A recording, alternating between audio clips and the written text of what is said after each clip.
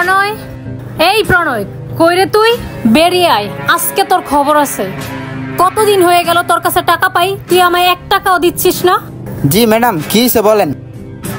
কি হয়েছে মানে? তুই কি বুঝোস না কি হয়েছে? এতক্ষণ যাবত আমি এখানে গলা ফাটাই রাখতাছি, তুই কি কানে শোনস না? আর প্রণয় কোথায়? মানে ম্যাডাম হয়তো একটু একটা পার্সের জন্য বাইরে গেছে, এখনই আসবে, আপনি ভিতরে যা বসেন। এখন হইতাছে না, আচ্ছা যাই হোক, ম্যাডামরা যাই আগে চেয়ারটা দিই। ম্যাডাম এই যে বসেন আপনি এখানে, আপনি একটু রিল্যাক্সে বসেন এখানে, ও এখনই এসে পড়বে। একটা মালও আনতে পারলাম না, এই টাকাতে কোনো মাল আনা যায়?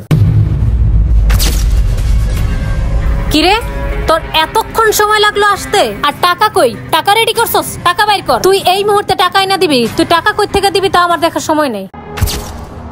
দেখো, তোমার কাছ থেকে আমি 3 মাস সময় নিয়েছি, ওই 3 মাস শেষ হওয়ার এখনো 1 মাস বাকি আছে। আমার আর 1 মাস সময় দাও, আমি তোমার টাকা দিয়ে দিব। 3 মাস? তোকে মাত্র আমি 3 দিনের সময় দিলাম। 3 দিনের ভিতরে যদি তুই আমার টাকা শোধ না করস, তাহলে তোর এই গ্যারেজ আর গ্যারেজ থাকবো না। দেখো, তুমি তো সবই জানো, কিছুদিন আগে আমার গ্যারেজে আগুন লেগে যায়।